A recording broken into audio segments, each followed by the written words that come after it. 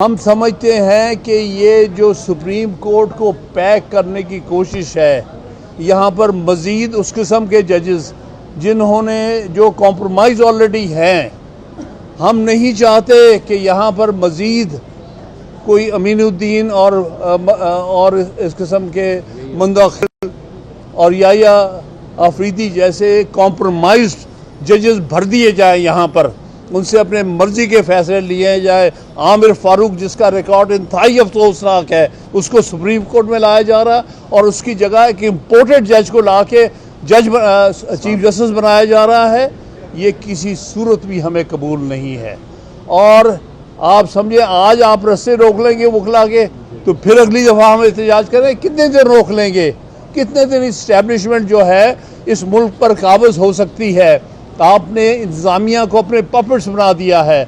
आपने इस पार्लियामेंट को अपने पपेट की तरह इस्तेमाल किया। जिस तरह ये सोकॉल्ड 26वीं तरमीम हुई है, इससे ज़्यादा शर्मनाक तरीके से कोई तरमीम हो नहीं सकती।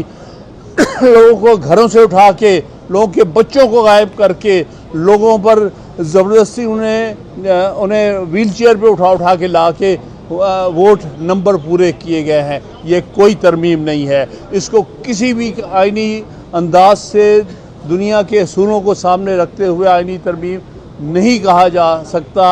ये एक शर्मनाक एफर्ट है इस मुल्क पे काबज़ होने की। और अगर ये दो इंतज़ामिया में और मुकन्ना पे काबज़ हो चुके हैं, अब उनकी कोशिश है कि हम यहाँ अदलिया पर मुकम्मल तौर पे काबिज़ हो जाएं। और उसका तरीक़ाकार इन्होंने अपनी मर्ज़ी का एक chief justice out of turn लेके आए हैं। हालांकि इस पर सेटल्ड लॉ है पाकिस्तान का कि सीनियर मोस्ट जज ही जो है चीफ जस्टिस हो सकता है, चाहे 10वीं 18वीं तरमीम आती ना आती। 1998 में ये फैसला हो चुका था। इन्होंने ये वॉयलेट किया है और नीचे से उठा के एक अपनी मर्जी के कॉम्प्रोमाइज जज को चीफ जस्टिस बनाया है, जिसका रिकॉर्ड शर्मनाक है। दुख की बात है कि उस शख्स ने अपने आप को, और इससे पहले भी जो एक चीफ जस्टिस गया है जिसने ये रस्सा किया, जिसने फैसिलिटेट किया, ये वो शैतान नमा एक चीफ जस्टिस था फाइज इस्सा, जिसने जानबूझ के 63A का केस लगाया और लगा के उसकी इंटरप्रिटेशन बदली, रिव्यू 2 साल बाद लगा के। उसका मकसद ही सिर्फ ये था ताकि ये इस्टेब्लिशमेंट और ये जो उसके साथ मिली हुई पॉलिटिकल पार्टीज़ हर तरह का यहाँ पर फ्लोर क्रॉसिंग, हॉर्स ट्रेडिंग करके ये 26वीं तरमीम पास करे। और उसने एक बहुत बड़ी जुल्म और स्कैम के साथ किया है। तो भाई, हमारा ये एहतजाज कोई एक दिन का एहतजाज नहीं है, एक महीने का एहतजाज नहीं है। जब तक हम 26वीं तरमीम को वापस नहीं करा लेते, जब तक कि 26वीं तरमीम का जहर आइन में से निकाल नहीं लेते, जब तक आइन को अपने असली शक्ल में बहाल नहीं कर लेते, जब तक अदलिया जो है उसको आज़ाद नहीं कर लेते, तब तक हम अपनी जद्दोजहद जारी रखेंगे। इसको हमें महीना लगे, 2 महीने लगे, 10 महीने लगे, साल लगे, 2 साल लगे, हमने इस तहरीक को नहीं रोकना। सारे पाकिस्तान के बुखला आहिस्ता आहिस्ता इकट्ठे हो गए हैं। चंद एक लोग हैं जो दर हकीकत उनकी हैसियत कोई नहीं है, वो टाउट हैं या टाउटों के एजेंट हैं। वो उनके बिहाफ पे बयान दे रहे हैं और वो कह रहे हैं कि हम हुकूमत के साथ है। ये आम वकील हरगिज़ हुकूमत के साथ नहीं है, वो आइन के साथ है, वो आज़ाद अदलिया के साथ है। और इस जद्दोजहद में आइन को बहाल करना सही शक्ल में और हमारे अदलिया को आज़ाद करने तक हमारी जो है जारी रहेगी। अब मैं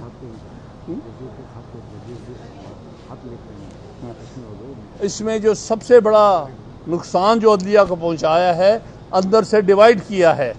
जो अच्छे बाज़मीर जजेस हैं वो ख़त लिख के उन्हें बता रहे हैं, जैसे कल एक ख़त लिखा सुप्रीम कोर्ट के 4 सीनियर मोस्ट जजेस उनमें थे और उन्होंने कहा है कि ये मीटिंग पोस्टपोन करो। लेकिन लगता है इस चीफ जस्टिस को कोई शर्म नहीं है कि अपने सीनियर जजेस जो उससे 2 सीनियर हैं उनमें से, उनकी बात सुनने की बजाय ये हुकूमत के एजेंडे पर चलने की कोशिश कर रहा, इस्टेब्लिशमेंट के एजेंडे पे। इसी तरह इस्लामाबाद हाई कोर्ट में 5 से 7 जजेस जो है जो इंडिपेंडेंट और बड़े बाज़मीर और फ़ख्र हमें है कि बहादुर जज है, उन्होंने ख़त लिखा है और कहा है कि तुम सीनियरिटी के साथ खेल नहीं सकते, तुम बाहर की हाई कोर्ट से ला के यहाँ पर चीफ जस्टिस पर मुसल्लत नहीं कर सकते, तुम एक दफ़ा फिर इस्लामाबाद में डोगर कोर्ट नहीं बना सकते। हमने काफ़ी डोगर कोर्ट देख ली है, उसका अंजाम भी आपके सामने था। जो 1.5 साल डोगर कोर्ट चली है 2007 से 9 तक, उसके बाद उसके जितने भी लोग थे जो उसके साथ क्रिएशन थी उनको ख़त्म कर दिया गया। लिहाजा आप भूल जाएं कि आप डोगर कोर्ट्स बना सकते हैं, आप अपनी मर्ज़ी के जज लगा सकते हैं, ये ज़्यादा अरसा नहीं रह सकते। लिहाजा हम उन जजेस को खराज तहसीन पेश करते हैं, सुप्रीम कोर्ट के भी और इस्लामाबाद हाई कोर्ट के, जिन्होंने खुल के हक़ की, आइन की और आज़ाद अदलिया की बात की है। और साथ ही मुनीर मलिक को हाई कोर्ट, हाँ वो जो उधर काम बात कर रहे हैं बाकी सारे देखिए ना, वहाँ पर जहाँ डी चौक पे रोका हुआ है, हमारे 2 साबका सदूर सुप्रीम कोर्ट बार के वहाँ मौजूद हैं। उनमें अली अहमद कुर्र साहब और मुनीर मलिक साहब। मुनीर मलिक साहब हमारे सदर हमारे एक्शन कमेटी के चेयरमैन भी हैं, वो उनको वहाँ रोका हुआ है।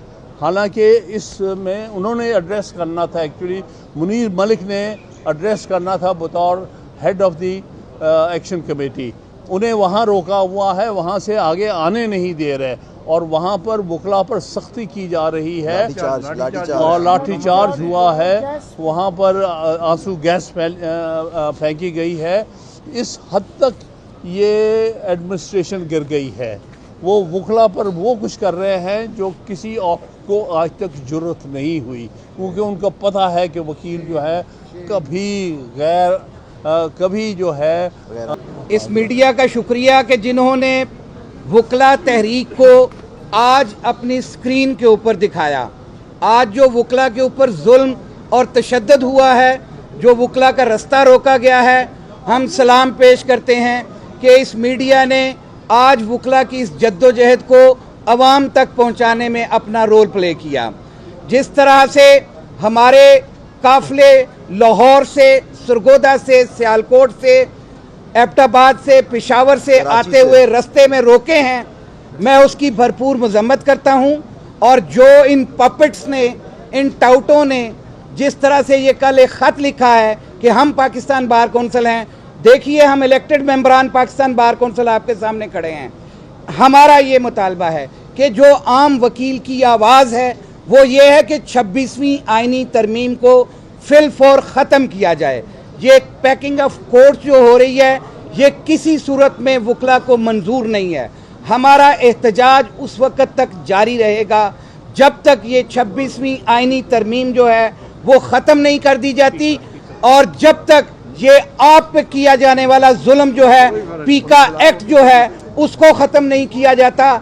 जब तक इस मुल्क में जबर की ये हुकूमत ख़त्म नहीं होती, जब तक ये कठपुतली हुकूमत जो है वो इन तरामीम को वापस नहीं लेती, जब तक आज का इजलास जो इन्होंने 8 जजेस को पैक करने के लिए रखा है इसको मौखर नहीं किया जाता, जब तक हमारी सांसों में सांस है, हमारा पुरअमन एहतजाज जारी रहेगा। और हम पहले भी पेट्रोल बम सह चुके हैं, हम पहले भी गोलियां खा चुके हैं, हम निहत्ते शहरियों पे भी गोलियां खा चुके हैं। हम इंशाअल्लाह अज़ीज़ पीछे नहीं हटेंगे उस वक़्त तक जब तक ये आज़ाद अदलिया नहीं होगी, जब 25 करोड़ अवाम को उसका हक नहीं मिल जाता, जब तक फंडामेंटल राइट्स जो हैं वो इस मुल्क में जो मुअत्तल कर दिए हैं उनको बहाल नहीं किया जाता, जब तक यहाँ पे अवामी मुंतखब नुमाइंदों को हक़ हुक्मरानी नहीं दिया जाता, ये हमारी जद्दोजहद जारी रहेगी। और हम सलाम पेश करते हैं उन जजेस को जिन्होंने ख़त लिख के अपना हक अदा किया। हम इस वक्त उन जजेस को भी ये ताकत देने के लिए खड़े हैं जो अपनी बिलों में खामोश होकर बैठे हुए हैं, जो अभी तक ये सोच रहे हैं कि शायद आज़ाद अदलिया बच जाएगी। हम उन्हें कहते हैं कि ये वक्त है उठने का, उस तरह से उठें जैसे हमारे जवाद ख्वाजा साहब उठे थे, जिस तरह से हमारे जजेस ने उस वक्त रिज़ाइन किया था 2007 में। ये उठें, हम इनके साथ खड़े हैं, हम इस इंस्टीट्यूशन का हिस्सा हैं।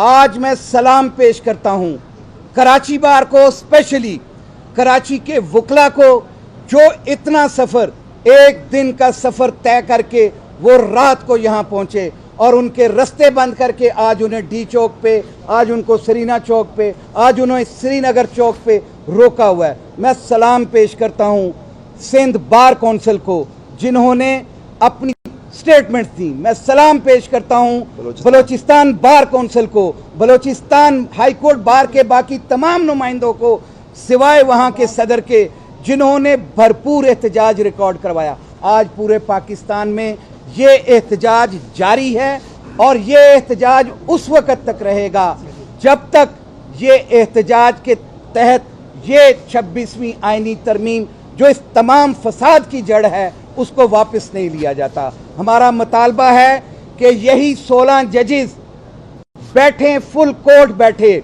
हम कहते हैं कि इन आईनी बेंच वालों को भी बीच में बिठा लें। ये 16 जजेस बैठे और फुल कोर्ट में एक फैसला दे दें। इन्हें अगर गुलामी मंजूर है तो ये जजेस फैसला कर लें कि हमने गुलामी का तौक पहना हुआ है, हम गुलाम बन के सिर्फ नौकरियां करने बैठे हैं। हमें कोई एतराज़ नहीं है, लेकिन उस वक़्त तक हमारी ये कोशिश जद्दोजहद जारी रहेगी जब तक आज़ाद अदलिया हमारे यहाँ मौजूद नहीं होगी और 25 करोड़ अवाम को उनका हक नहीं मिलेगा।